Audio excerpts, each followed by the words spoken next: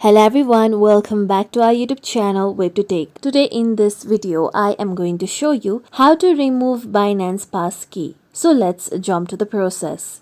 First, open your Binance application on your mobile phone. Now make sure that you are logged in to your Binance account. Now here tap on the Binance logo present at the top left corner. Then tap on your user ID present at the top. Now here you can see security option, tap on it. Now tap on passkey option. Now here tap on the small bean icon near the passkey that you have added. After this, Binance will ask you if you really want to remove the passkey, so tap on continue option. Now here you need to once verify your passkey. I have set up my biometric authentication, so you need to verify your passkey using the passkey that you have set up.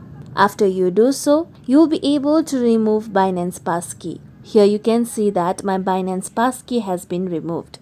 And this is how we can remove Binance Passkey. Thank you for watching everyone. If you like this video, please like, comment and share, and don't forget to subscribe to our channel for more videos.